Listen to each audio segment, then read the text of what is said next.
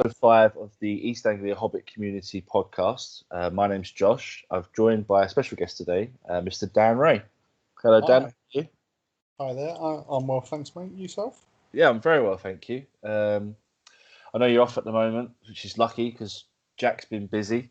So maybe we'll get you on again sooner rather than... Cause I think we need to discuss with you and James the event last weekend, because I know that you guys said you were interested in doing that. So Yeah, I enjoyed yours and Jack's tournament review, actually. Oh, really? Something I've always enjoyed tournament reviews because I think it always gives a sort of different perspective on games and things. And I heard your perspective of our game as well. So, it's always interesting. And difficult doing an unbiased review of a game when really I absolutely spanked my bum.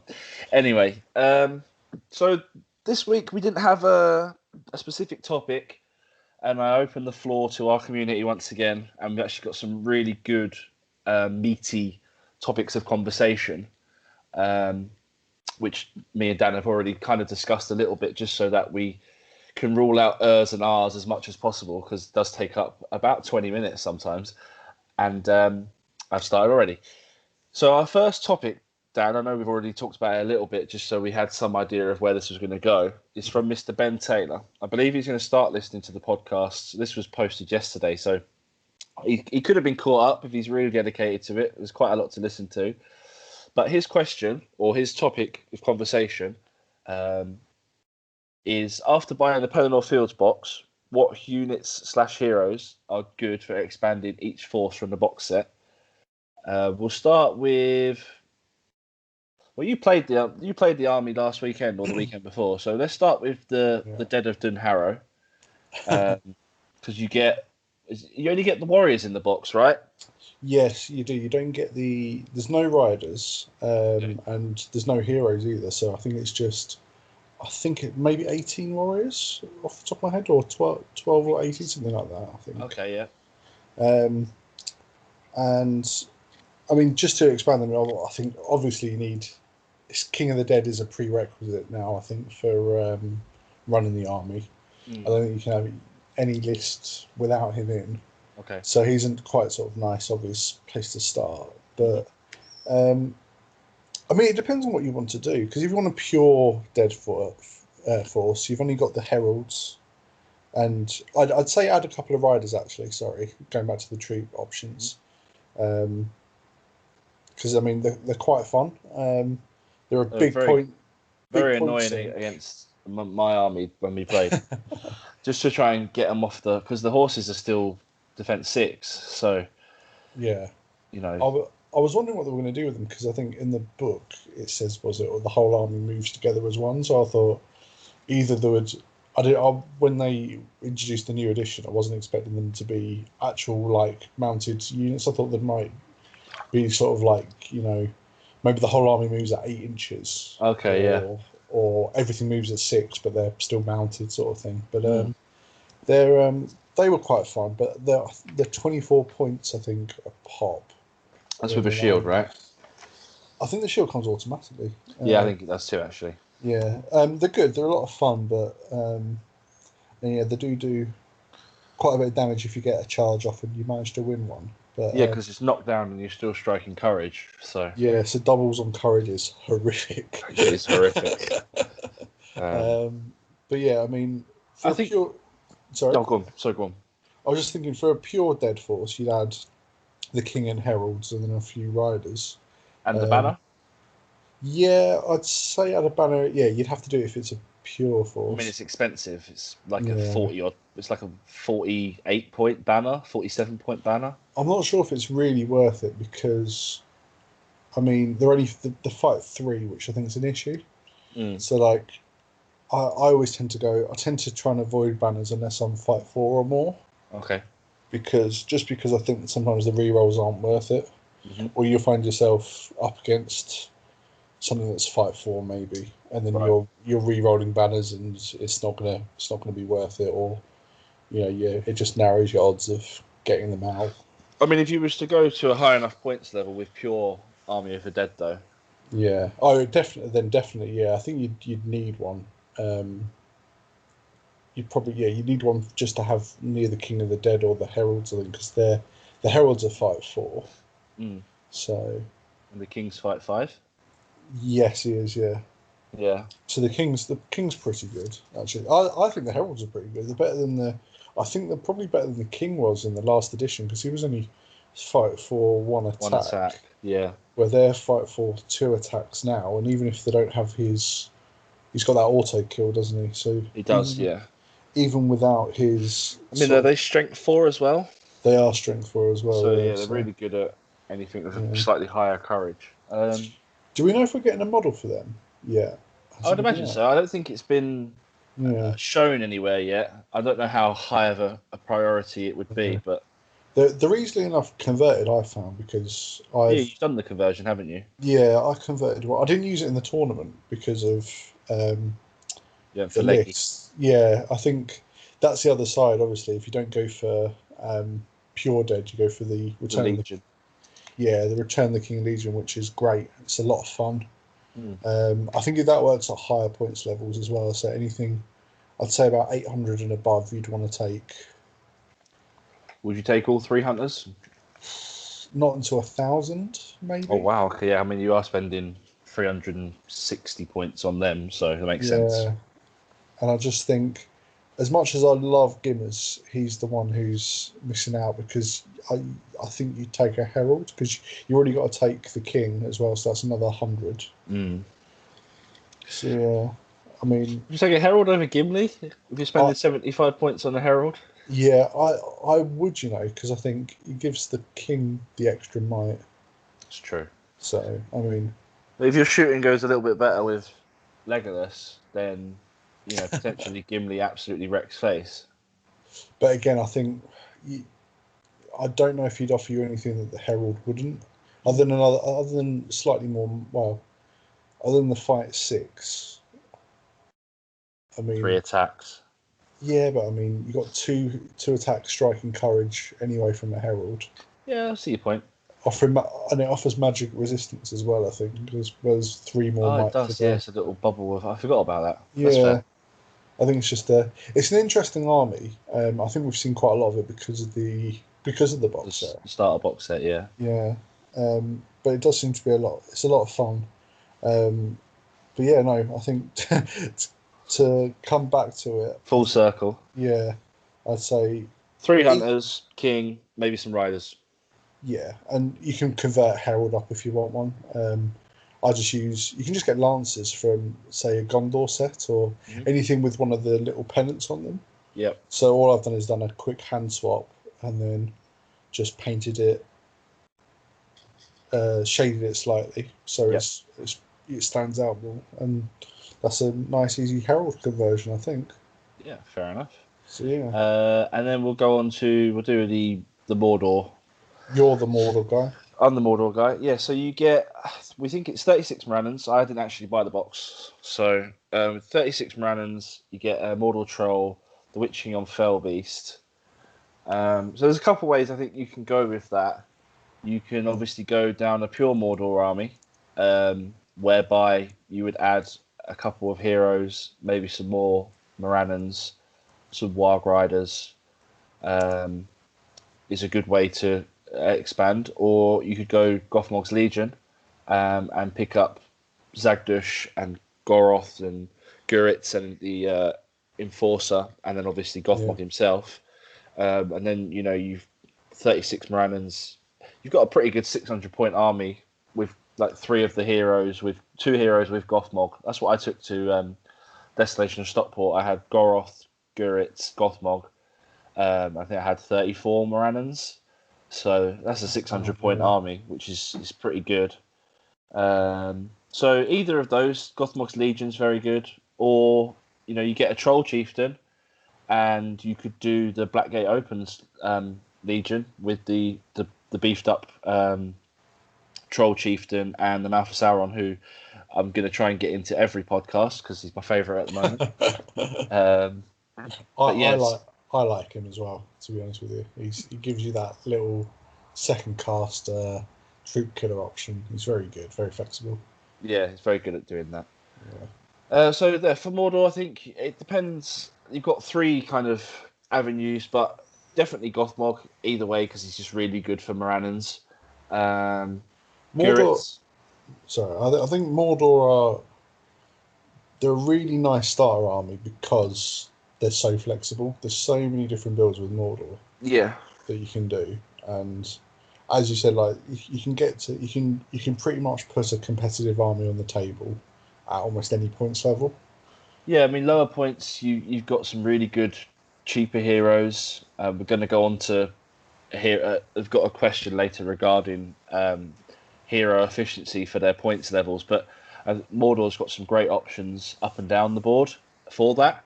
But yeah, as you say, you can put lower points. You've got your Gorbags and Zagdush. Higher points, you obviously got the Witch King. You've got Sauron if you really want to go crazy with it. And then we've got the Rohan portion of the box, which I believe is Theoden. Is it 18 riders or is it 24? Right, I know it's a lot. Or is it 12 riders? I thought it was 12. I think it's the new Theoden model, 12 and then 12 dismounts from memory. I think Could be right. You get 12 Warriors of Rohan as well, I think. I'm going to have a quick look on the Middle Earth website. I'm trying to get it up as well, actually. I'm trying to just find the box set. So... Yeah, have you found it? Yeah, it is... Description. It is Theoden, King of Rohan, on foot and horseback. You can buy that model separately now, but it's a really nice model. 12 Warriors of Rohan, 12 Riders of Rohan. Yeah, and you get 20 Warriors of the Dead. So, 20 Warriors of the Dead. Yeah. That's great value. Yeah. That's good, Even just for the good side, that's great value. Well, I think you had a lot of people doing that, didn't they? Originally, they were buying it and then splitting it. Yeah. Yeah, so I mean, from that, expansions for Rohan. Is it Derwine? The Eowyn Merry. I can't pronounce the name. Derwine? Is it Derwine or is she Dernhelm? Oh, she is Dernhelm. You're right. Yeah. Her. She's really good. Aemir's really good. Gamling's really good. Rohan are really good. Royal Guard. I think you'd probably go with the Legion now, wouldn't you? Yeah, I think you would over the normal. So what's the Legion I've got in them?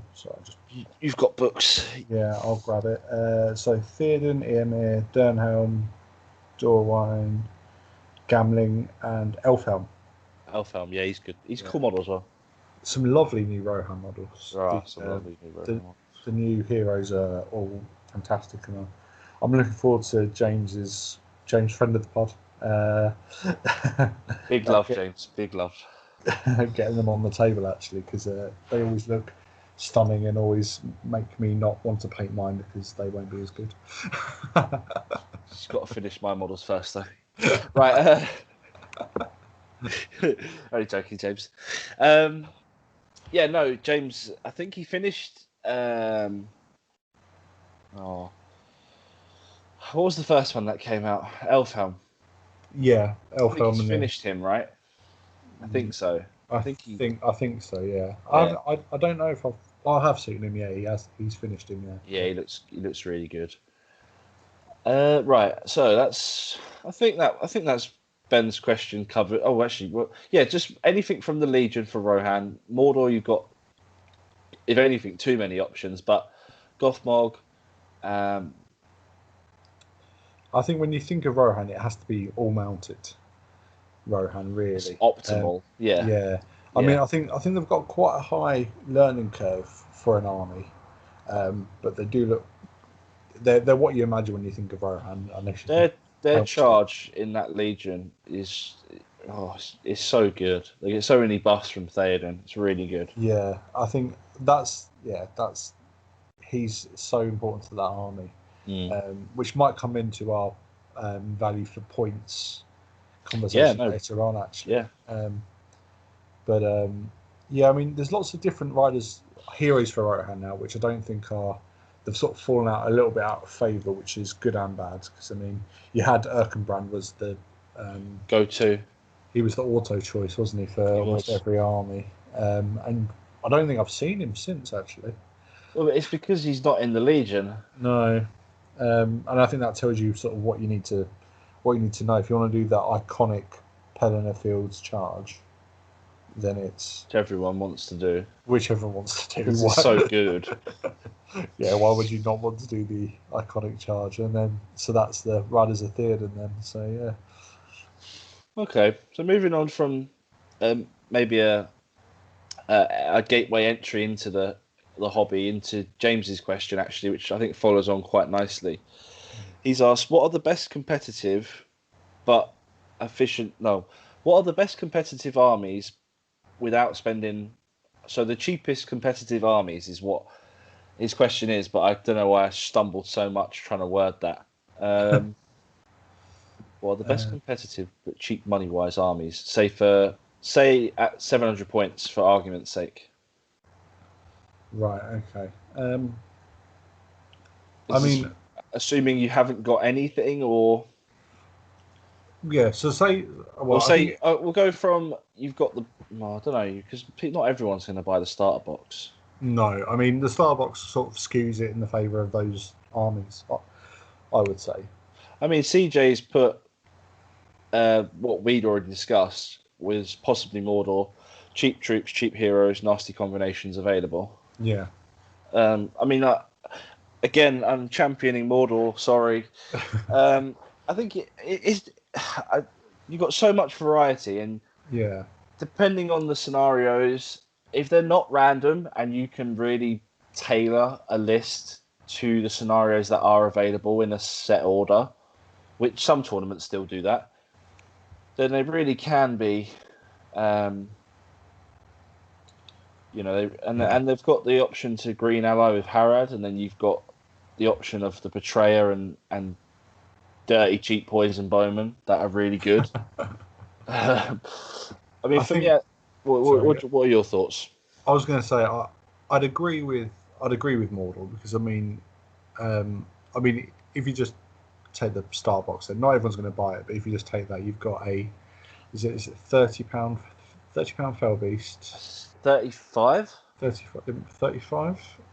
You've got a troll that's mid-20s, and then I think you've got 36 Morannons, and you've got a box and a half. It's £26 a box, so you've got £39 worth of Morannons. Yeah, and you've got big interesting toys in there with the Witch King and Fell Beast. I mean, for 700 points, you would expect to see a monster, probably, if not two. Arguably, you could have both because the Witch King is very viable on a Fell Beast.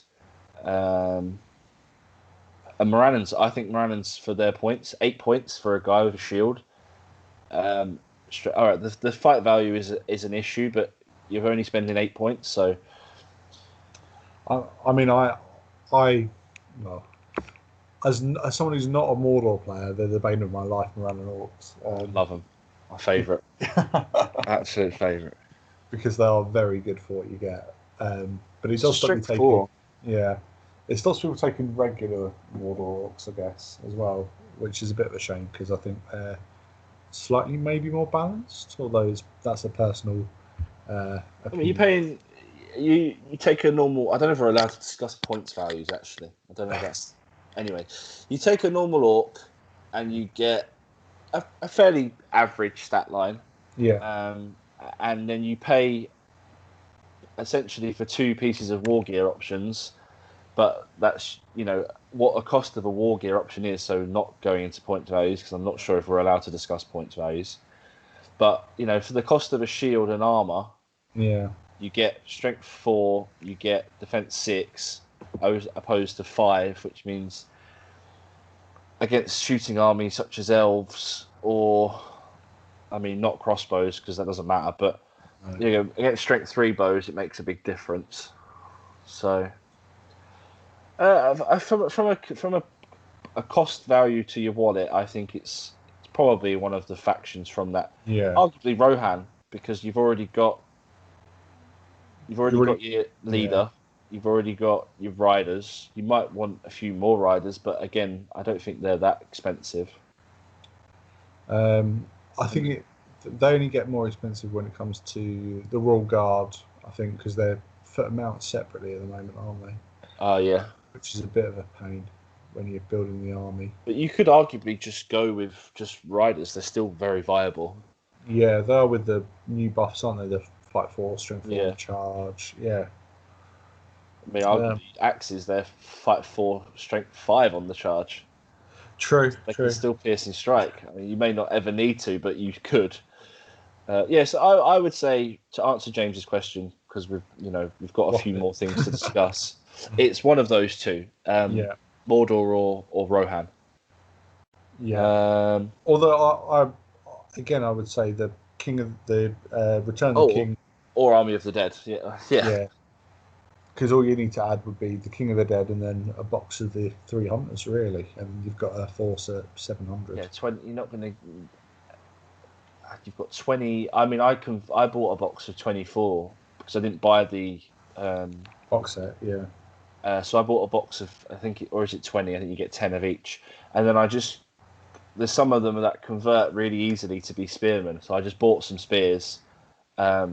Chopped the swords away, drilled through their hands, and then I've got like 10 and 10 or whatever it is. So it's very easy to do. I think all those 3 armies are probably your best bet for a reasonably competitive, but very good value for money. 3 boxes of Rivendell Knights isn't overly expensive, and you've got 18. Is Elrond available on horse again? I don't believe so. I could be wrong though. Yeah. But even having like captains or Arwen. Yeah, Arwen, true, yeah. Radagast, because it's a yellow alliance. But I don't know if we're the best people to ask this question really, because I mean we like to play to win. We obviously don't want to lose every game we play, but I don't necessarily think we take the meta builds. So. No, I think the hobby's still several months. Was it October it came out or September? I believe so. Yeah, October. I think it's strange to say that we're almost still learning the meta. Yeah, we're a year in and it's still not become clear. You see certain lists that are doing well on top tables. So you've got Rohan Legion is very good. Iron Hills are very good. The Rivendell Knights with Elrond and Radagast list is very good. Yeah. That's from a because going on to Tom's question, Tom Minard's asked, how has the meta changed? How many models do you think you now need in a balanced normal army to compete in all the scenarios? I mean, it depends on the points value of the game that you're playing, but if we go for 600, because 600 to 800, I guess you probably want. Yeah. You probably want around 30 odd. I always tend to get as a good player, primarily player of Gondor. I think I try and get around 30ish on the board, if not higher. But again, I think it depends on the style of armies. Because I mean, if you're going to take, say, a Radagast Alliance army, then 6. Probably going to get 5 or 6 models. Yeah. But I mean, other armies. So, I know CJ takes. He takes around. Is it 40 oddish for Moria? Yeah. Yeah, because he's started to add in some of the beasties, hasn't he? Yeah. So he takes a couple of Marauders, Bat Swarms. Just trying to think off the top of my head. I haven't played. Druzag. Yeah. Apologies, CJ. I haven't played you in a while. I'm just trying to think of last time me and you played. I think it's 700 point list for escalation, I believe, off the top of my head, was Derbert's, the other king, Groblog, Druzag. You probably had a captain in there, then he had the Gundabad Shaman, because he had Shatter, and he probably because you get. Can't remember, but he still had like 40 odd models. So I think it depends what you're playing. If you're playing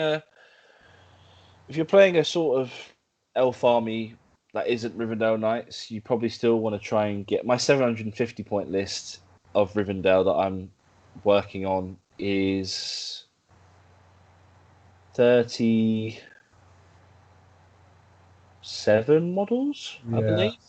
I think just thinking, so for the Good versus Evil tournament we did a couple of weeks back, I helped my brother write his first solo tournament, and I helped him write his Gladrim list, and that was 35, I think, with a couple of cavalry models and a banner. Yeah, so you had 35. The expensive stuff in there. You did have the expensive stuff in there. You had Galadriel, Haldir, and Rumil, and Sentinel as well. Yeah. So again, I'd say if you can get to around 35 with elves and some big toys, I think you need to be looking, if you've got cheaper troop types, for a little bit more than that, and then maybe a couple of monsters if your list allows. I guess it kind of depends what you're going for, doesn't it? Yeah, it depends. I think it depends on the build, but I think like the meta to try and have an army that's balanced for all 12 scenarios is very difficult, in my opinion. I don't think there is one. You're always sacrificing something. You know, like if you, for instance, with elves, taking a banner is a 30 odd point model essentially. Yeah. But if you don't take a banner and then you roll to the death, you're automatically 2-0 down. So yeah, true. I think to answer Tom's question, but to completely skirt Tom's question, I think it depends on the rules pack, depends on the scenarios that you're going to be playing. I don't think there's one army that can build a list that will guarantee that you win. I mean, it does say compete in all the scenarios. So I guess, you know, if you've got decent numbers, a banner, a couple of big heroes, maybe some magic, which you can do with elves, men, pretty much everyone. You know, sort of 30 odd, couple of big heroes, or a big hero and a spellcaster. You should be all right, I reckon. Yeah, I'd agree with that. Something we can discuss, which we possibly should have done first, is the Scouring of the Shire news that we had from Warhammer community page this week. I'll try and find the article because, again, we're not professionals. Warhammer community news.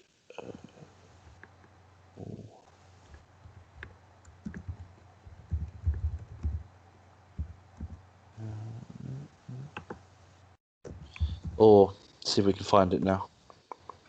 I'm having a quick Google myself, see if I can. Well, if you haven't seen it, basically they've announced that the Scouring of the Shire book, which we knew was going to be released next anyway, has been announced. You've got it? Good. Got it here, yeah.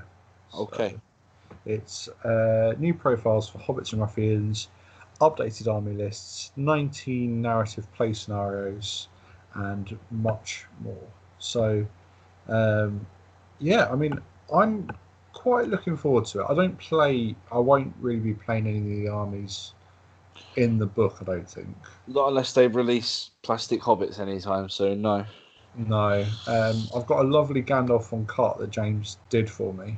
Yes, you do. It's a lovely model. And it'd be fantastic to get it sort of out and about. But I think with they've released the Forge World Ruffians, actually, haven't they? So, I mean, that's going to be are they general ruffians, or were they just the heroes that were Forge World? I'm not too sure. No. I found the article now as well. Yeah, but I mean, either way, it's a lovely sort of fluffy bonus, because I remember reading that part of the book. Yeah. At the end of the Return of the King, it's a really fun little addition, I guess, to the story. You've got Sharky and Worm, and the Hobbits, and I think it's really cool. I think it's a really fluffy, as you say, it's very fluffy, and I'd love to play some of the scenarios. I'm sure within the community, Sean's probably got the models. He seems to have models for everything. So I'm excited to see that Golfing Ball's back, because he didn't have a profile for a very long time. He's I always find him a strange model, because I don't think he sort of suits the aesthetic He's a very old sculpt for Middle Earth. Yeah, he looks almost old style fantasy orc, really. But it's nice that he's got a profile. Yeah, it's good. I'm glad that old style or sort of old ideas are still being kept within the game. I think it's good. And listening to, I remember reading an article when this came out saying it was a bonus release. Yeah. So it wasn't part of the schedule or anything. So it'd be good. I think supporting it's obviously going to be important. I think just to show that the appetite's still there for the game. 100%. I don't think even like I'm going to get the book even if I'm not really playing it. I'm going to be buying the book. I still need to get the Battle Companies book actually, but because a few people have asked for a Battle Companies day within the community, so. But yeah, going to get the book. I'm very interested to see how the CJ also put this on underneath James's comment. As interested to see how the Hobbit traps that were in the old Scouring of the Shire book, I believe, how they work in match play. I love them in because I've got the old book. So okay. I can't remember when the original Scouring of the Shire book was released, but I picked it up a few years ago when I thought when we had the lull in releases and the game was a bit uncertain. I just sort of went around eBay hoovering bits and pieces up. Little treasures. Yeah, and a lot of the scenarios gave themselves. So before we had the last official release of Battle Companies. Okay. So a few years ago we had a few unofficial options, and a lot of those scenarios and the traps and things led themselves to Battle Company scenarios. Okay. So I was using them for that. So and the traps are really fun. Nice, just little sort of tweaks and things. I don't know if you'd have them in match play. That'd be an interesting. Oh, that's my dog. No, they are. They are going to be added to. Oh, are they? Yeah, right, yeah. Okay. Well, it'd be interesting to see how they work. Yeah, it's going to make it. Well, it's going to be awkward playing a Hobbit Battle Company at 70 odd models. Hobbit Army at 70 odd models with traps potentially as well. Yeah. You need long turns, I think. Yeah, definitely. Or movement trays. Movement trays, yeah. Okay. So, Kieran's question. He's got two, but his first question. Where is it? Previous comments. This is the most cost-effective hero. Maybe one good, one evil. Which hero offers the most for their points that they cost? So we kind of already briefly covered this. I think for me, there's a couple of evil heroes that I think are really good for their points. One of them being Shagrat, which I discussed when going over my tournament review.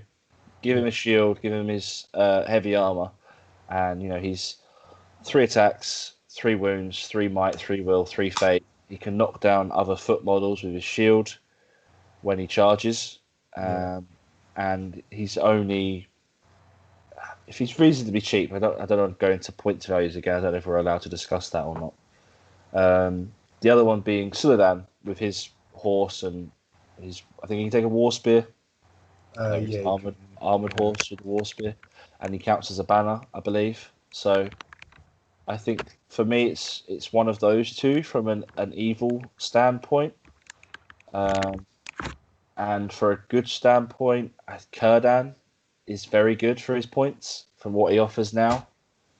And also, I think it's become a bit skewed, this question, because I mean there's several armies now you've got sort of auto includes where they do so much for the army. So for me, like Theoden, he's an auto include, but also he's only, is he 75 points? I think he's 100 points fully tooled up. Sorry, I've said points now. I've gone ahead and said it. 20 warrior goblins. 20 with shield. With shield, yeah. Yeah. And like he does so much for that army that you wouldn't be thinking to not take him. And value points wise, it's a no-brainer to have him in your army. Yeah, I agree. And I think you've got a few heroes like that now who are sort of the crux of the army. So we've done the King of the Dead, and when he gets his Harbinger rule, for instance, that makes the whole army better. Yep, agreed. And he's cheap for what he is. He is for the same points as Theoden, which fully tooled up, which I won't repeat. 20 warrior goblins with shield. He's also, really very good. And I think you've got.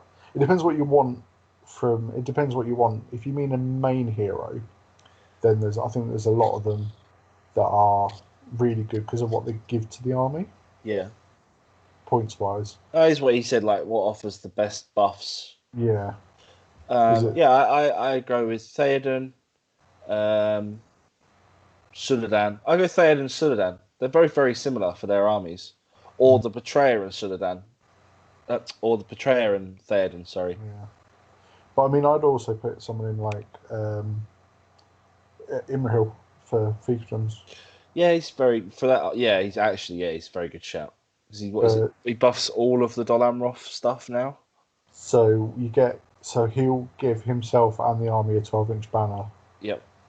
With his and I think he's got fight value of Dol Amroth within 3, I think. So you get 5 Swan Riders on. Yeah, it's nasty. Yeah. Even the men at arms being fight better. I'm not sure what their base fight value is, but they're 4. So they also go up to 5, or yeah, they'd also go up to 5 as well. So it's very good. Within 3 inches. If you're taking him on an armored horse with a lance, I don't know why you wouldn't. You know, sticking with your riders. If you saving the points and you have him on foot, sticking with your men at arms, you've got elves, which is really good. So yeah. No, I'd agree with that. I think there's quite a lot there's loads of good options now. I'd say Lurtz is great for his points. Yeah. Even some of the more minor Kardash, yeah. You mentioned Shagrat. I think he's fantastic for his points. I think Groblog. I really like Groblog. CJ's put Groblog. Heroic strike, heroic defense. He's got the Mithril crown, so he can on a roll of a 4+, I believe it is. He's got the fight value boost within so far of him as well. You've got the new. I think lots of the new heroes are very good for the points. So, is it Goroth, Zagdush? Zagdush is great. He costs. Wait. Gorbag. I think Gorbag as an older hero who's had a bit of a new lease of life. Gorbag with a shield is 12 Warrior Goblins with shield value, and he gets the extra attack if he's outnumbered in a fight, I believe. Extra attack and I think extra fight value. So he goes up to fight 5, and he has. I think he's got strike as well. He's got strike, yeah. So he'd have 3 attacks potentially and fight 5. So for a 12 Warrior Goblins with shield. Yeah. Yeah, no, I think there's a lot of good options. I mean, it depends. Again, like most of these questions are very much dependent on what you want that hero to do as well. Like, you're looking at for what heroics they have and utilizing their buffs to your army. So, you know, Guritz, if you've got scenarios where you need to get on the board, he buffs your whole army. Anything that gives you a banner, so Aragorn is expensive, but again, like Suladan is a banner. The Dark Marshal is a banner, I believe. He might be on. Counts as a banner. Sorry, Imrahil counts as a banner. Anything like that, really. We talked about loads of things there, so hopefully that answers your question a little bit, Kieran. Well, here we go. The Richard Clammer, hi Richard, has asked, how do Iron Hill's chariots work? I played Tom at the weekend, and lots of questions arose around heroic actions like March and an Isengard ballista one shot, killed one.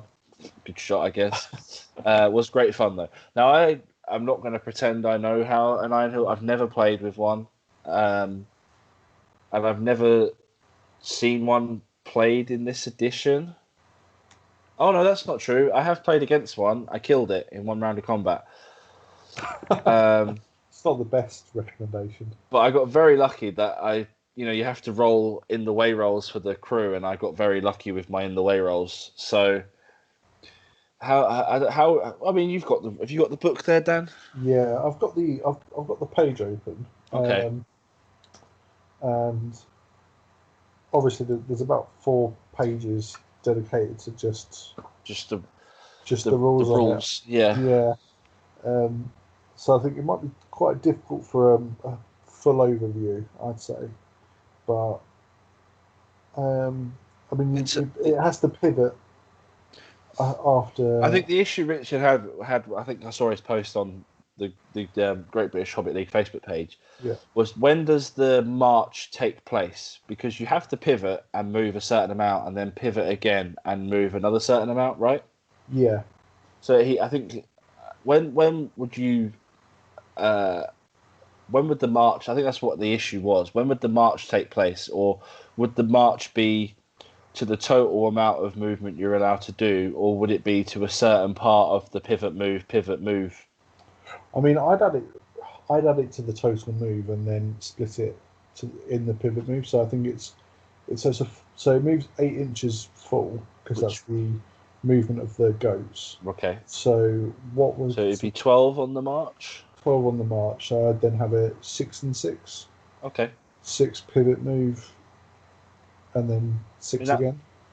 That makes sense from a logic standpoint, but I don't know if that's correct. So take it with a pinch of salt, Rich. But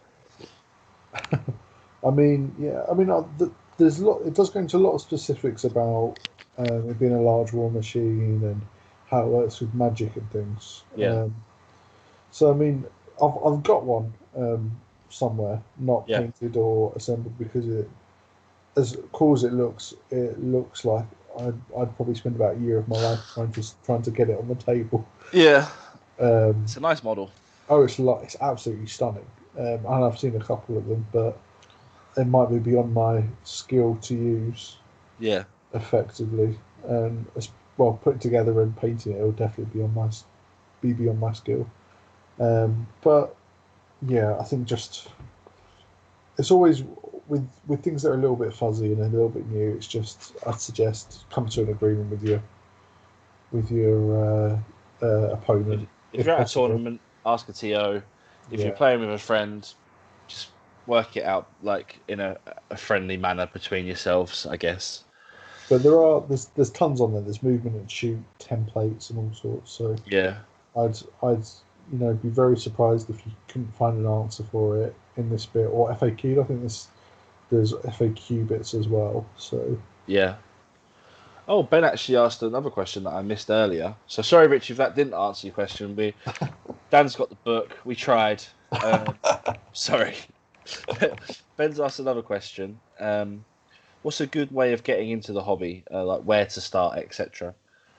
So if you've never played any wargaming game before, you will need paints, glues,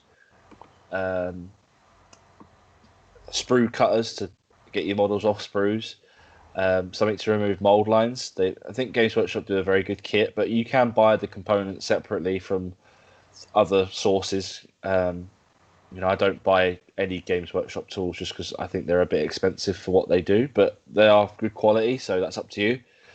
And then you would need a rule book.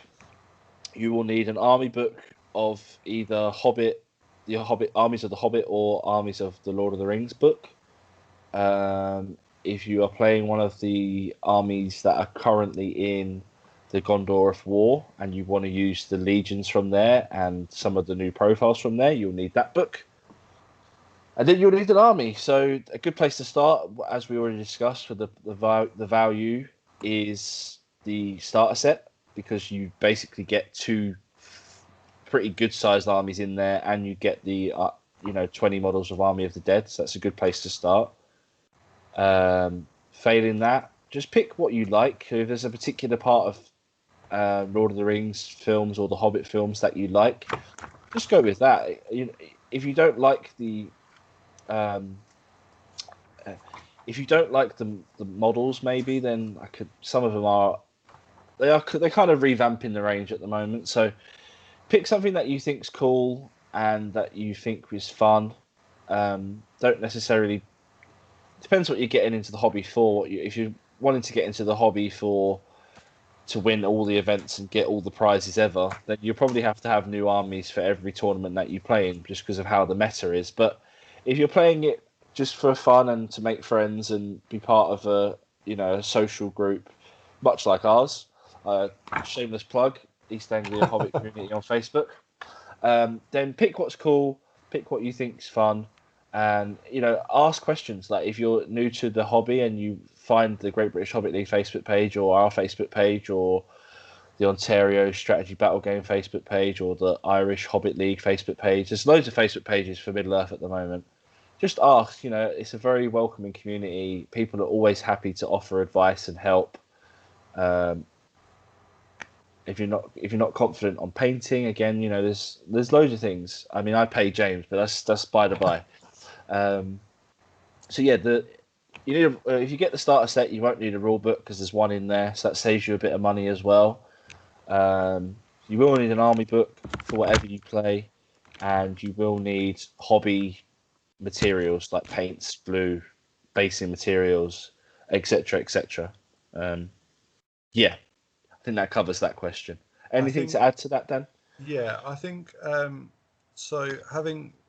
I remember trying to get people into the game as well. So yeah, a few years ago I got James hooked on the game, and I think a lot of it, because it's I'd say it's a slightly different game to a lot of other war games, in that a lot of us come here for the fluff. So it's Lord of the Rings themed.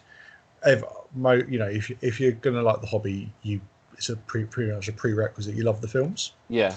And I'd say the easiest way to get into it, to start thinking, buying models, wanting to paint them, would be to get the Fellowship and do a couple of the narrative scenarios.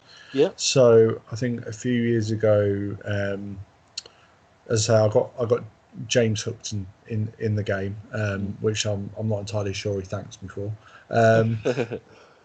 But I think one of the best ways to do that was we did one of the Amon Hen scenarios. Okay.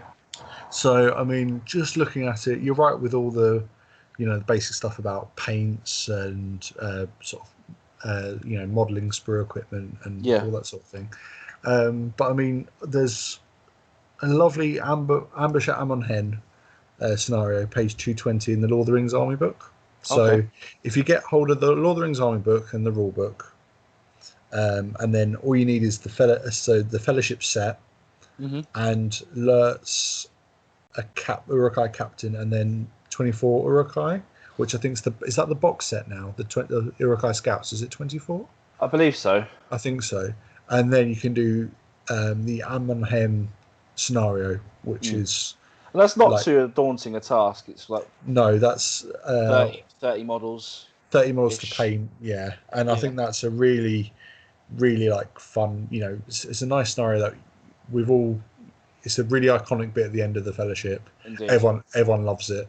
And I think it's a really good place to start if you want to start sort of recreating bits of the film, which I think we all like to do. Yeah, I mean, some of the earliest East Anglia Hobbit community meetings were all scenario driven. So we literally just played the first 2 or 3 meetings. We only played scenarios, and it was great fun to meet new people. And you're playing iconic scenes from books and the films. So yeah, it's something that I think is always played in a good spirit as well, because we all want to the hobbits to escape, and but we also all want Boromir to die. To the hands to the hands of Lurtz. Yeah, it's fair. It's fair.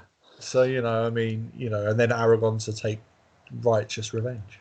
Indeed. But I think I'd say if you're getting someone else into it, try and play narrative scenarios. Maybe ask them what their favourite part of the films are, and find the scenario that's relevant to that. So if they like Helm's Deep, maybe have you could make a wall out of a piece of foam, and you could put some elves on there, and then you could put some Uruk-hai are really.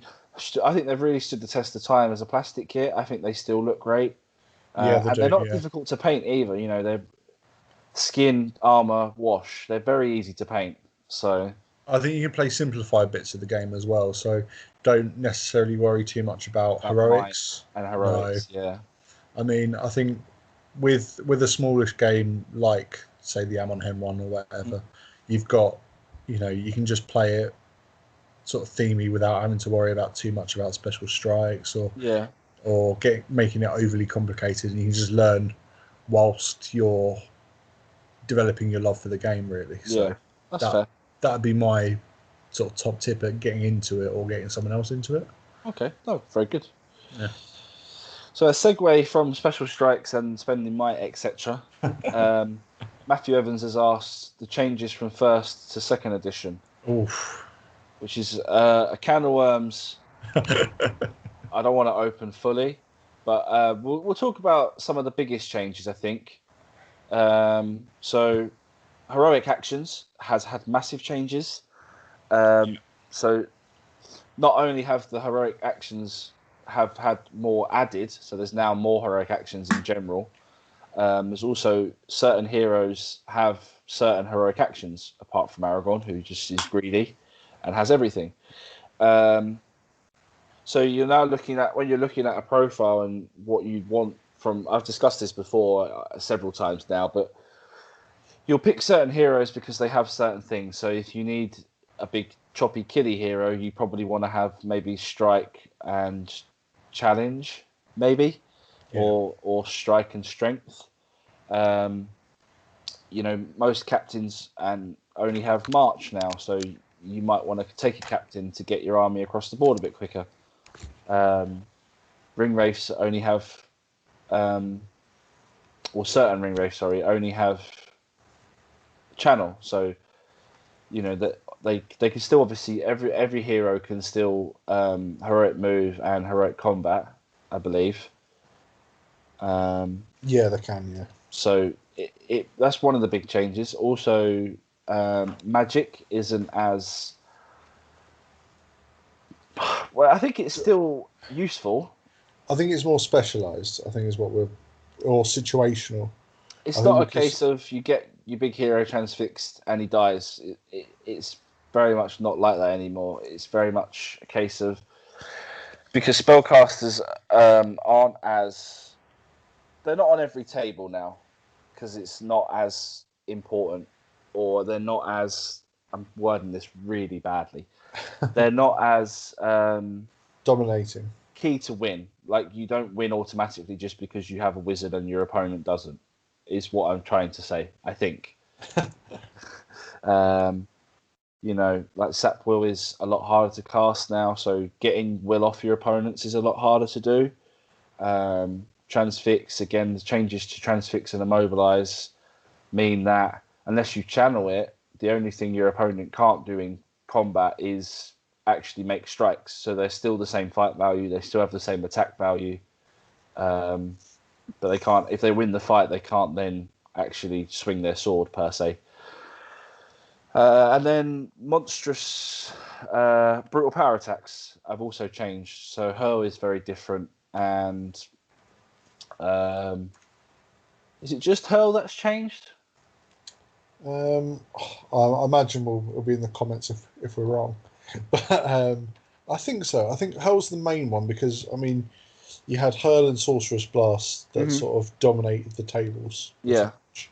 And now I think both of them have been nerfed somewhat. Hurl, we can still Hurl models around. Well, Hurl is, if you've got anything that can fly and you can still line it up, Hurl is still very, very good. It just means you're not throwing models behind you or yeah, you just can't fly into a model straight on and then throw him, perfectly 90 degrees left or right, because it just doesn't work like that anymore. But I mean, guys, to help us out, there's so many. They're not massively key changes. Like you can get by playing first. There's not like you don't have to read the rule book back to front and 2 or 3 times to master the game. It's the same game. It's just there's little tweaks, and just by playing the game, you'll figure out what they are. So I'd add heroic tiers.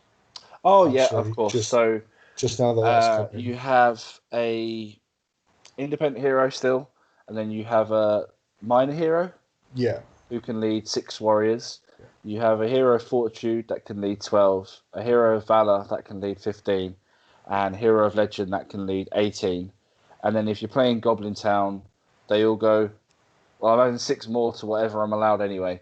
So, yeah, but that's another change. And I think actually, well, I guess we'll go into that a little bit. The heroic tiers, I think, are actually really, really good. I was a bit skeptical at first. I was like, I don't understand why, I just take extra heroes. But I think when you're building lists, certainly at lower points, and you can take a hero of legend for, I think, is it Barlin is only 18 warrior goblins with shield, and he can lead 18 dwarfs. Yeah, I mean, it gets rid of what we were seeing where you'd have, say, I don't know, Boromir leading 12 guys and then Beragond leading 12 guys, and Beragond being 6 warrior goblins with shields. He's essentially a warrior, but with a might, will, and fate. Yeah, and it was just, it got a bit... I can see where they're coming from, because it makes sense for those who are more important to be able to lead more. Yeah, it's like a stature thing, isn't it? Yeah, and I think it adds a bit to the fluff of the... I definitely, like, Aragorn should be leading 18. Aragorn should be leading wherever he wants, but... well, I think we've got Sauron leading 24 now, isn't it, as well, Sauron. So, I mean, that's great. That's what you want. Well, you need it because he costs so many points. It's true. But it's what you'd expect, being the most powerful being, in Middle-earth at the time. Indeed. You'd want him leading everyone. Yeah. So, I mean, it affects your list building, I think, as does I'd say, so you're right I think Magic's taken a bit of a nerf, maybe, but it's still good. Magic. It's still good. It's still, I think it's slightly more situational. It's just not all conquering. I mean, Fury's also very different, which was obviously quite prevalent before. Yeah. Like, you don't get both. Obviously, channeling Fury before meant you get a 5+ save, but if you didn't channel it, you still got the courage and the 6+ save, whereas now you have to channel it to get the 6+ save, and if you don't channel it, then you only get the courage thing. Yeah. Which is how I always use Fury anyway, so it's fine. But yeah, so guys, if you've missed any massive key changes, and CJ, I know you like to listen to the podcast through, and you're a bit more what's the word? Vigilant. Maybe not vigilant, but you'll know if there's any key things we've missed, and then hopefully just stick them in the comments for Matt, and hopefully he hears this, and after asking a question, hopefully he listens and we can help him out.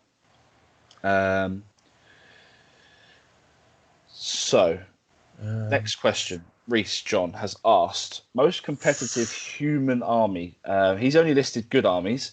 So you've got, obviously, Minas Tirith, the Fiefdoms, Rohan, Arnor, Rangers of the North. Is that a standalone? What are they called? Grey Company? You've got, Grey Company. And then you've obviously got Serpent Horde, Far Harad, and Eastlings, and Corsairs. Yeah. I think that's all of the human armies from Middle-earth. If we've missed any, I'm sorry. I think that's all of them, though. Oh, Canned. There you go. Everyone's the forgotten child, I think. We got them. We could do good and evil because there is quite a lot to pick one. Do ruffians count as a human army? Oh, I suppose they would do now. Yeah. Yeah. Ruffians. We don't know how Sharkies, rogues, whatever they're going to be called. Yeah, we don't know how competitive they are yet. With the new release, I imagine they've got their own legendary legion. So I imagine theoretically you could have an army of Dunland.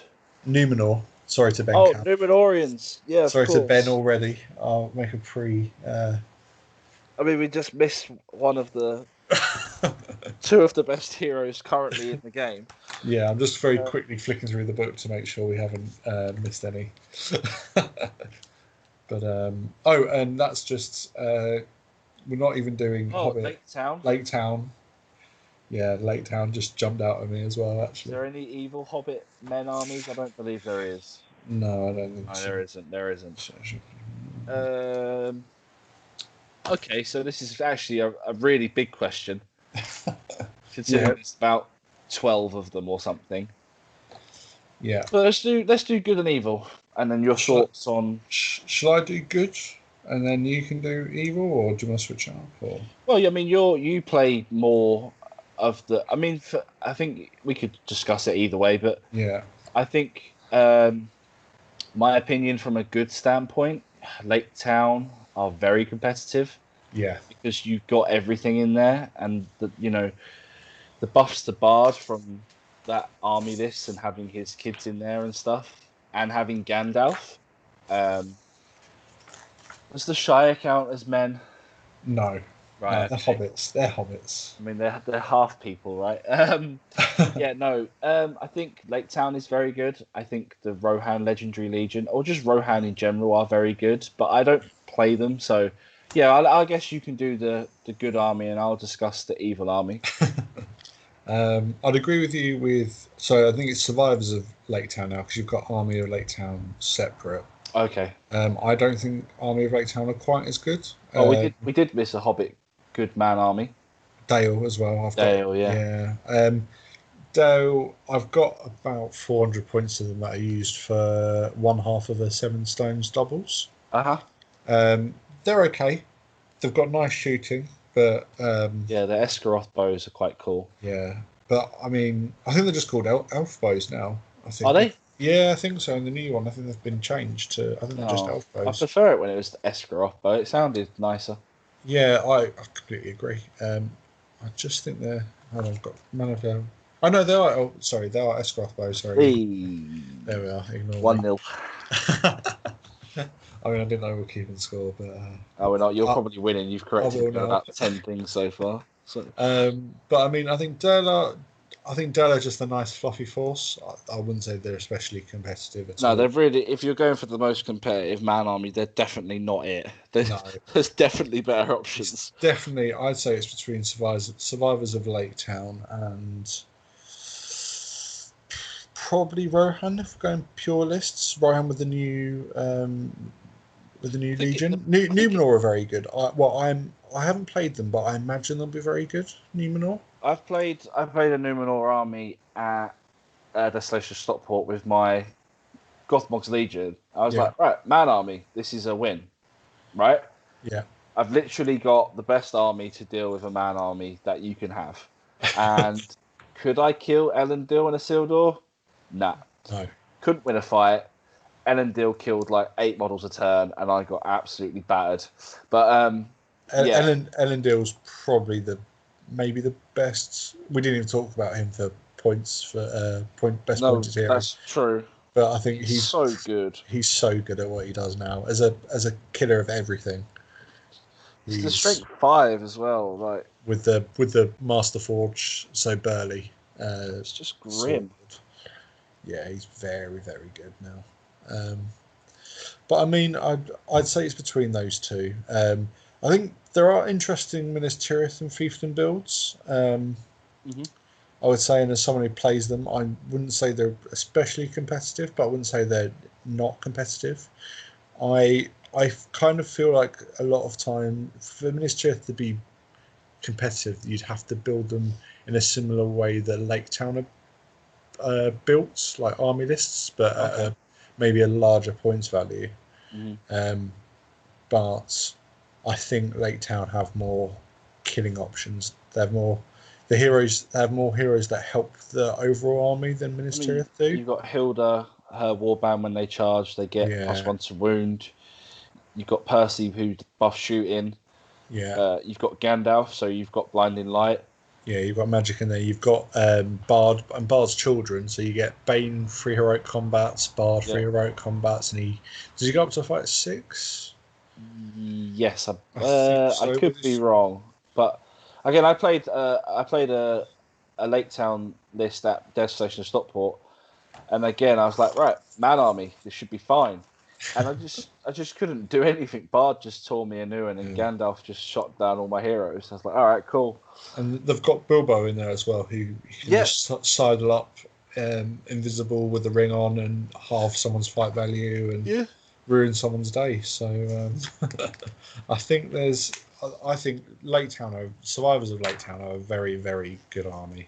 And it's funny that Jay, with being the writer, it's funny that, right? It is funny that. Well, I think they've taken maybe a slight. They did get a little bit of a nerf. A slight nerf, but not hugely. So you can still take Alfred in that list as well.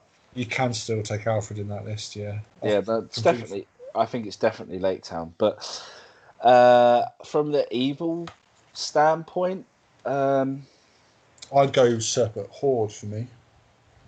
It has to be, but again, you've got a couple of builds for that. So you've got the new Mumak, which is kind of cool, but I think having fantastic as a pure fluff option, the Mumak, the Mumak Warhorde, or where it is the herd, 3 Mumaks is just having that on the table is lovely. It's fantastic. If you can get a points value where you can do that, it is so cool. Yeah, you might not win huge amounts, but you're better than you were in the last edition with it. He has asked the most competitive option, so I guess it would be the Betrayer.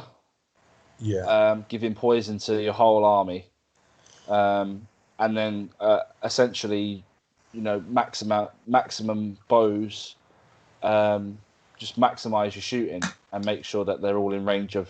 Is it a range bonus, the Betrayer, or is it just if he's in the army? I can never remember.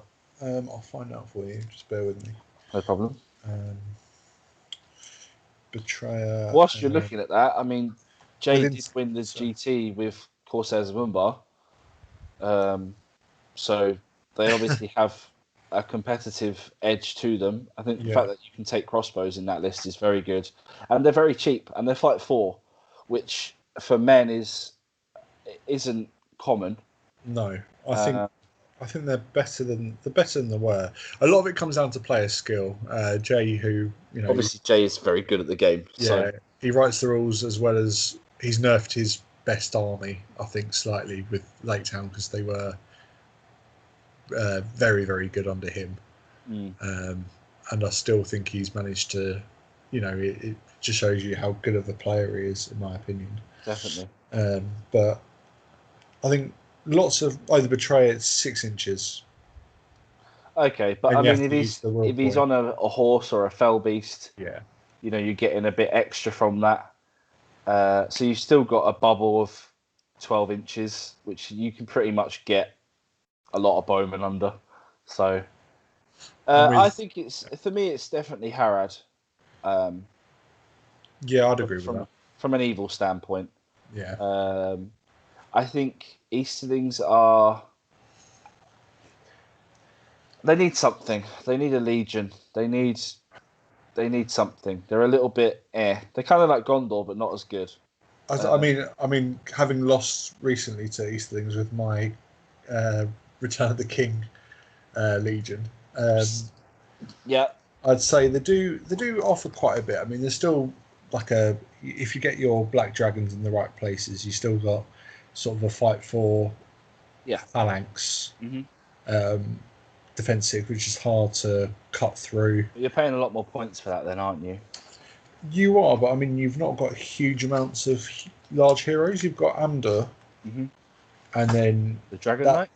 The Dragon Knight's 12 Moria Goblins with shield, I think.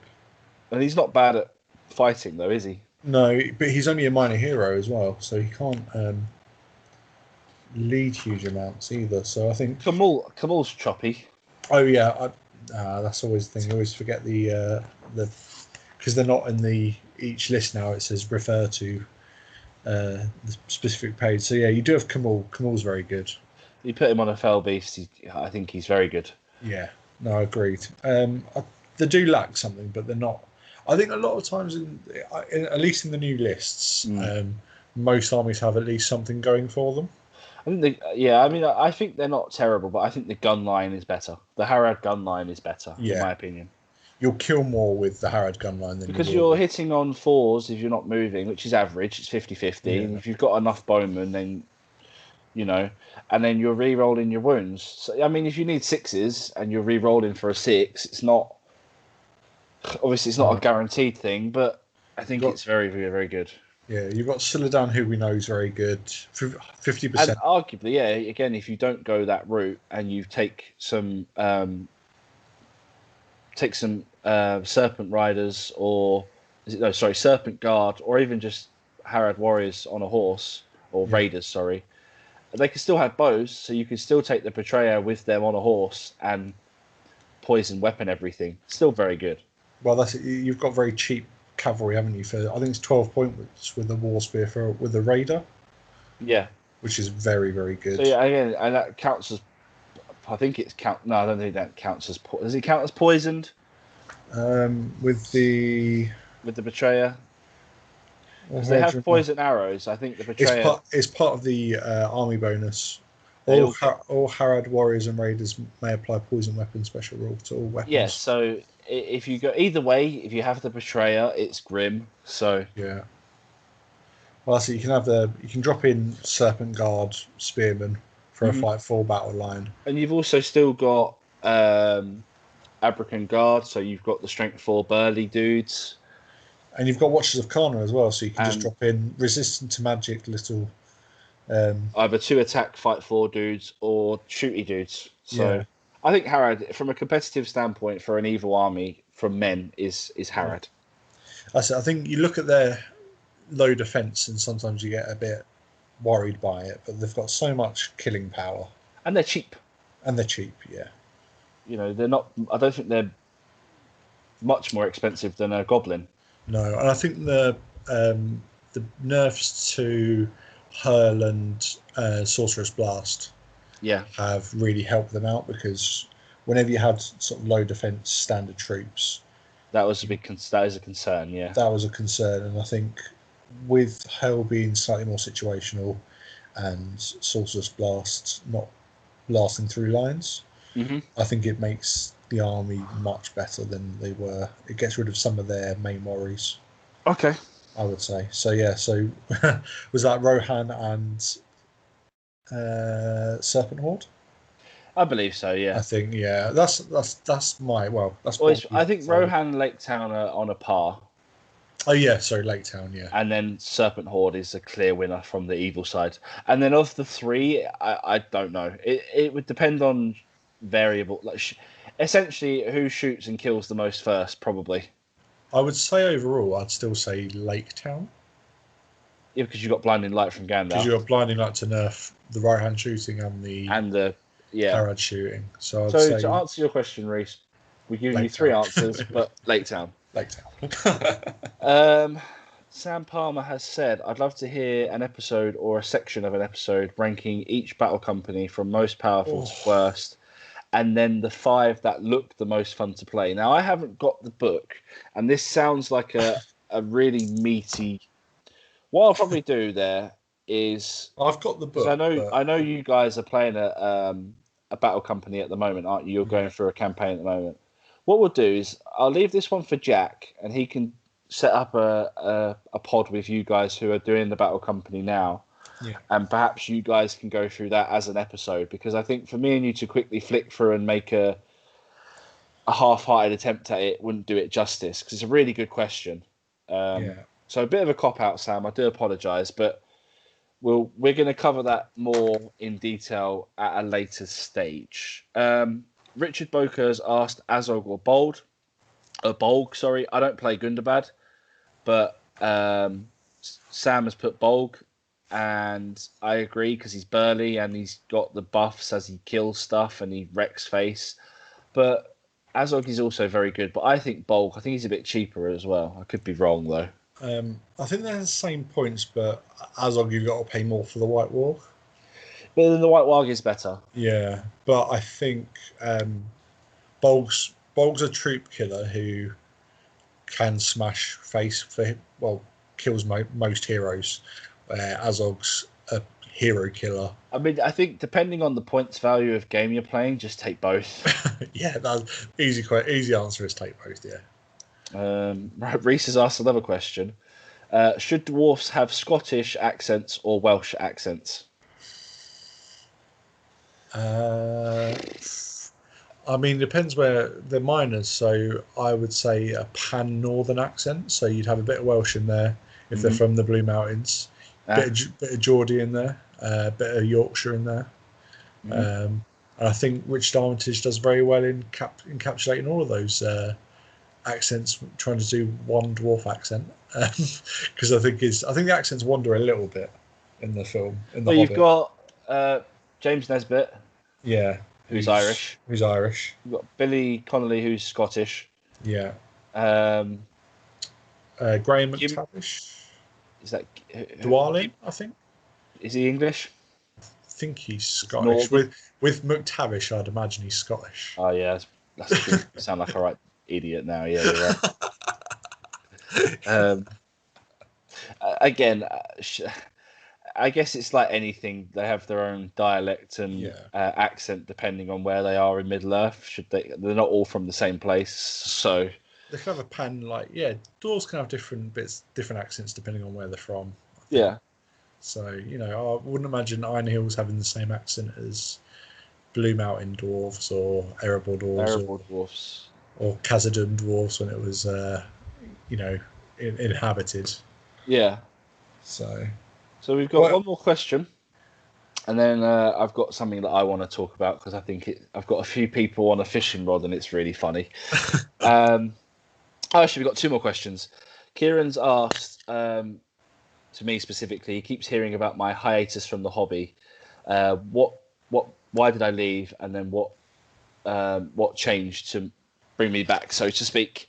So the hiatus was because. From early 2015 to early 2018, I spent 3 years playing a lot of strategy battle game. I went to over 20, maybe 30 tournaments. Spent a lot of community days at the Scout Hut playing SBG, and I had a little bit of a hobby burnout. Finished 2017, I think, or 16 very well. I think I was the top 20 in the GBHL. And I realised that as much as I'd attended events and had improved, that to get to that next, bracket of top 10 potentially, I'd probably have to go to all the 100-pointers every month. And it wasn't financially viable. I think if you're competing in the GBHL and going to as many events as you can, you have to be able to afford it, and it's quite expensive to go to a 100 because most of them are 2 days, so you've got to travel there, and a lot more of the 100-pointers weren't as geographically evenly spread out as they are now. So you're looking at cost of travel, cost of staying somewhere, food. You have to have your army, so you may not necessarily want to use the same army all the time. So that's one of the reasons. Just a bit of burnout. I've just played a lot of it, and I got a little bit. The game itself for me was a little bit stale because I played a lot of it, and if you didn't have, as I say earlier, if you didn't have a wizard, you was going to struggle. If you didn't have a big choppy hero, even though they weren't as prevalent or as necessary before. If you didn't have something to deal with a big choppy hero like a wizard or your own big choppy hero, you were going to struggle. And I took a step back just because I was interested in playing other games. And the biggest, my local opponents, all within Harlow, all stopped playing as well. Like Costas went back to Greece for a year, so I didn't have anyone to play locally to me within 10, 20 minutes, which also affected my. If you're not playing something, and I'm contradicting myself because I took a break because I played too much, but then if you can't play and when you want to, you're not going to play. And also just playing other games, spent a bit of time playing X-Wing, which I still play. I had a long break from that actually because they brought out a new edition for that and I wasn't going to buy into it. I was like, okay, that's me, I'm going to stop. But then they brought out Republic and CIS factions for that, and I'm a massive fan of that era of time in Star Wars. So that dragged me back in, and now I'm playing 3 Jedi and Jedi Interceptors, and it's really fun.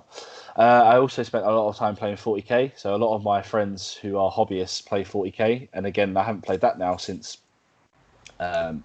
December, January. So I flitter. I like to play a lot of things, but SBG is why it dragged me back in. I thought the new changes to the rules were very good, and I thought some of the new scenarios were very good. And just seeing the new changes in meta, like seeing some lists that you just didn't see before, like the Army of the Dead, certain elf lists you just didn't see because they weren't very good. So it's just a different game essentially. Like everything is viable now, and there is not one all powerful model like a Ring Wraith on a Fell Beast that does everything really well. I think it's just a lot more balanced, and that balance and the community, like I miss the people. So like I'm very lucky that a lot of the people from our local group and from the GBHL I consider friends. Like I made a lot of friends in this hobby, and I just miss people, and that brought me back as well. So to wrap it up, and I've gone on there for maybe 5 or 10 minutes. I got a bit bored. I wanted to try some other games, and then when they changed the game, I came back. So, it's a good reason.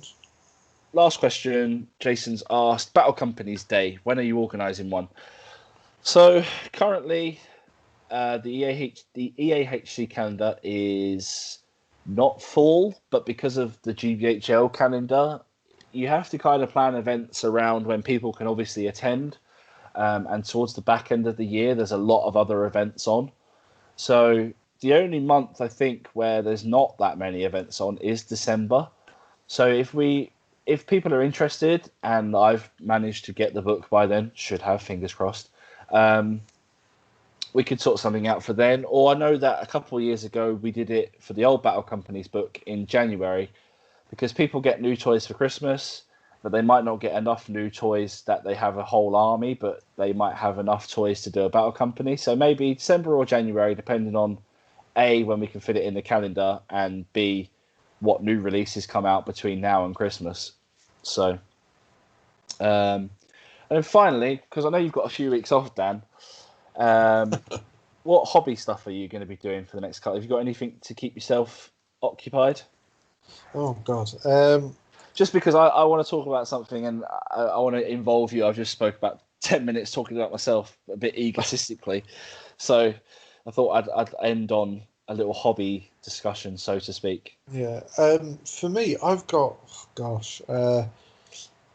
I keep dabbling in armies. This is my problem. And Same. I keep going, right, I want to finish this army.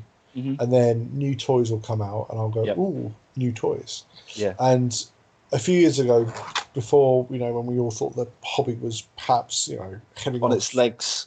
Yeah, on its last legs. I think I mentioned before, I went around hoovering bits and pieces off the internet just to make sure I had options. So I've got like almost a warband.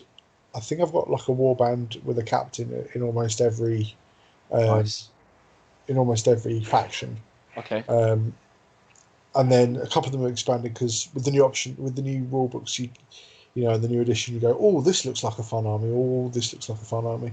Yeah. So I've got 2 or 3 armies sort of sitting there. I've bought all the generation shift bases for them, and Nice. I've literally, they're all sitting there waiting for me to finish them. Mm-hmm. But then I end up, I've got fiefdoms there, and I've painted sort of half a dozen knights of Dal Amroth and not the They other look really half. nice. The Yeah. ones that you painted. Oh, thanks. Oh, cheers, man. I do appreciate it. You had them in an earlier league event, and they looked really nice. So And I've got like the rest of the set to finish. okay. But then I've gone ahead and painted the Army of the Dead it completely instead of doing serious painting. Right. So a lot of it's just finishing off bits and pieces. So I mean, but you've got specifically. I know you're somewhat bedbound for another week or so, but when you're able to maybe move, is there anything like while you've got the extra week or 2 weeks? Is there anything like you specifically wanna? You got a deadline for anything or? I'd like to get Raddy on Slay done. It's a lovely mod.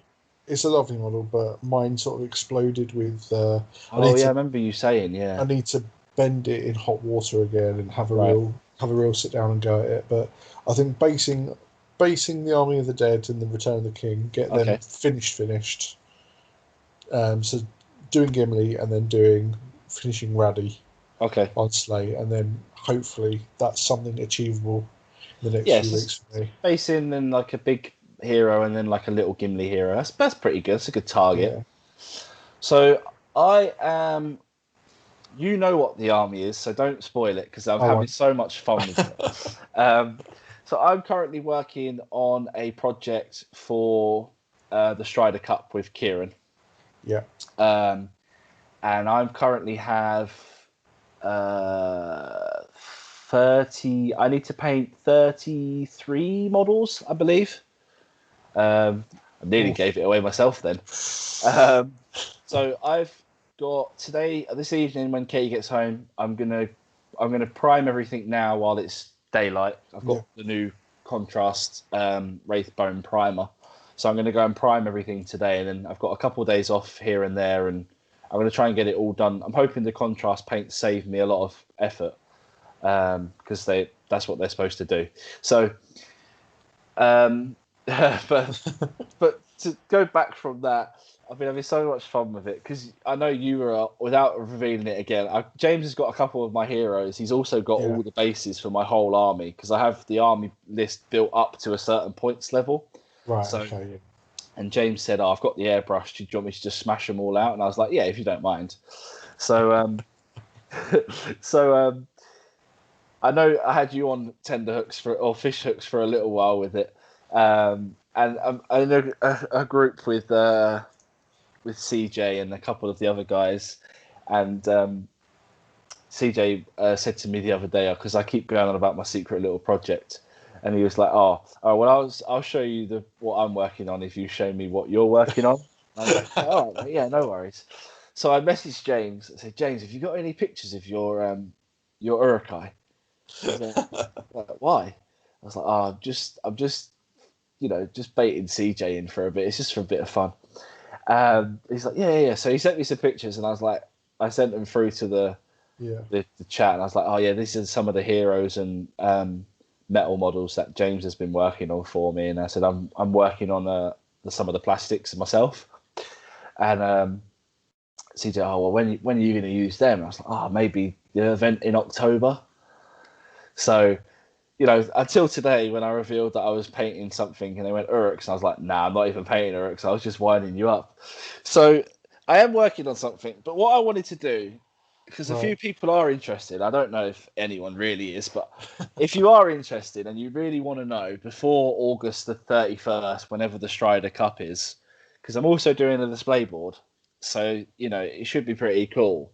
If you want a sneak peek, I'm going to go into the YouTube bit because I've been looking at our analytics and blah, blah, blah, blah. If you want a sneak peek, we've been averaging per episode. We've had 4 episodes and we've gained 22 subscribers. So 22 divided by 4 is 5 point something or, whatever. So if we were to get to maybe 60... If we get to 60 subscribers or, depending on which comes first, we've been averaging 8 to 12 likes per episode. So let's try it. And there's a lot more people actually watch. There's a lot more views than there are interactions with the episode. Yeah. So if we aim for 20 likes and, depending on which comes first, 60 subscribers. So it's only 7. you get 7 people, make 7 accounts and subscribe, and I'll do a little sneak peek. I won't reveal it all in one go because I might be able to do this again and really bump the interactions up on the channel. James has been working on a couple of heroes for me, and one of them is really freaking cool. I sent you the pictures, didn't I, Dan? Yes, you did. Yeah, very nice. So freaking cool. So what I'll do, if James can take a picture of me that doesn't give the model away in its entirety, or we'll work something out because me and him are having so much fun with it. Maybe do a really close-up zoom of just one part of the model. Yeah. So we'll figure it out once we hit either 20 likes on this episode, or we hit 60 subscribers on the channel. Once CJ's had enough time to make 7 accounts and subscribe to the channel. Let's do that because the interactions really help the they really help the analytics, or YouTube has an anagram. I don't know.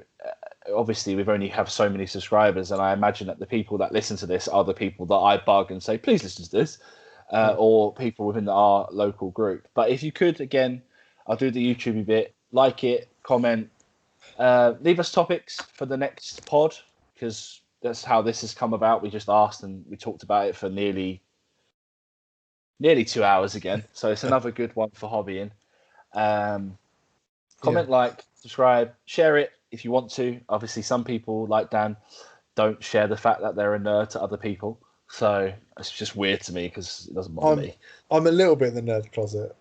I know you are, just winding you up. So comment, like, share it where you think you're not going to give away the fact that you're a nerd, if that's a thing that you're worried about. Comment, and so 20 likes or 7 subscribers. It's not that much. 7, surely. Like, one of you could, if you've already subscribed, just make another account and we'll double it and it'll be great. I even got Katie to subscribe and she hates it. So fine. It's fine. I think good effort, mate. I think that's everything. We've done all the questions, had a chat with you, discussed hobbying for me. It's going to take me ages to paint 30. I've painted just for reference of how long I think I have it's the 11th of July when we're recording this. So I have 7 weeks. I am going away for a week on holiday. So I probably have 6 weeks to paint 30 odd models. Now, all year, it's July, I've painted 30 models. I've painted 24 Warriors of the Dead. I've painted the King of the Dead. I've painted a couple of Wild Wargs, and I've painted Shagrat. That's what I've painted this year. Shagrat's not even finished, but I'm counting it because he's based, so it's fine. Do you paint for... I tend to paint for events. So if I have... Yeah, okay, we can go into that before we wrap up. If I have something to paint for, like a deadline, it really motivates me to get stuff done. Yeah. Otherwise, I just don't do it. It's not something I enjoy. Like, if you look at James's YouTube channel, a lot of the stuff that he does videos on is my stuff that James, could you paint this for me?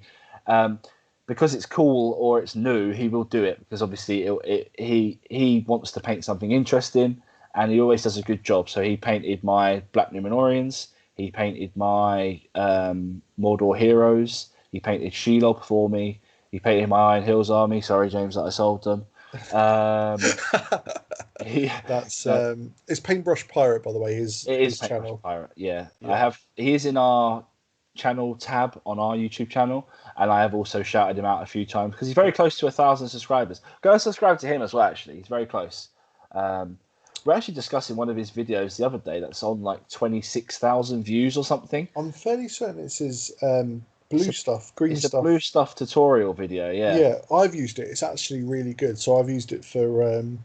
so when I was adding shields to Guard of the Fountain Court. Yeah. So I was using those blue stuff molds. Yeah. To make the shields. Oh, so they're really good. So it's a really useful video, and he dumbs it down for my level. So because I need to do it for some shields as well. So I mean they're really easy to get hold of as well. So if you do want to do quick molding of like just body parts or shields and things, just to add that little. I think in the video he'd done some heads and capes and shields and anyway, James, Paintbrush Pirate. Where were we going with that? But yeah, hobby, just painting for an event. Yes. So if I have an event to paint for, Yeah. like I will obviously go in my man cave and do it. But otherwise, the only thing I painted this year for fun was the Warriors of the Dead, and even that was because James had done a tutorial video, and I was like, I could do that. That's easy. Even then, I messed it up because I didn't put the green. So in James' video, he uses like 3 army painter colors, and I Right. bought 2 of them. Does mean mine look a bit different to James's, which is nice. But yeah, even then, it's rather than just the Games Workshop wash, it's essentially you make your own wash and you dry brush and then wash and then dry brush more and then wash less. So it's very easy to do, but they look pretty cool in my opinion. Same with mine, really. I think they're a lovely army you can knock them out in a couple of days. Yeah, it's just more drying times than actual, that takes longer than actually putting the paint on them. So, oh, definitely, yeah. But I think having put that out there, because I know it was something I wanted to do for a bit of fun, that's actually all the questions, and that's all the topics of conversation that I had. So I just wanted to say a big thank you to Dan for coming on, and because Jack's been busy again this week with work. He's got a important job. So big thank you to you, mate, for coming on and helping me out. Thanks for having me. We'll definitely discuss with Jack.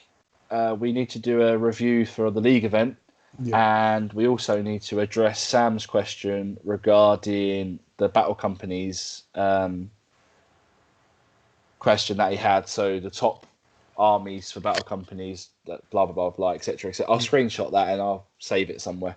Yeah, we'll try and do a battle company specific pod maybe. So yeah, I mean, I want to get the book. I mean, but battle companies to play is just great fun. I think me and Costas played a campaign once, and I ended up having a 3-attack hero with Rumil's swift parry special rule with his attack dog. It was great fun.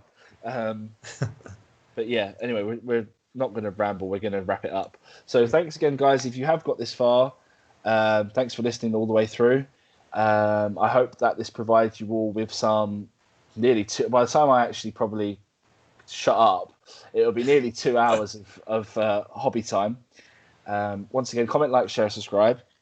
20 likes or 60 subscribers, and we'll do a teaser. Let's just really throw it out there. If we're 7 away. If we get to 75 subscribers, how many are we on at the moment? We're on 53, I believe. So that's 22. It's almost like a good chunk. Yeah. We'll do 30 likes. Then I'll just flat out show you what's on my paint table at the moment, and it'll be like, oh, it's not even that good. What's all this fuss about? But it's all helps the algorithm. Yeah, we need the interactions basically. I mean, even if you dislike the video, that's fine. It still helps. Comment your topics below. So we've got a review coming up, hopefully, and a battle companies discussion. But anything else, we always need ideas. We like to do the Q&A because it gives us something to talk about other than just if there's not much going on release-wise or whatever. The Q&A just helps. It's for you guys to listen to whilst you're painting. So I'm going to shut up now. I am. So thank you again, Dan. Thank you all for listening. Worries. And we'll catch you next time. Bye.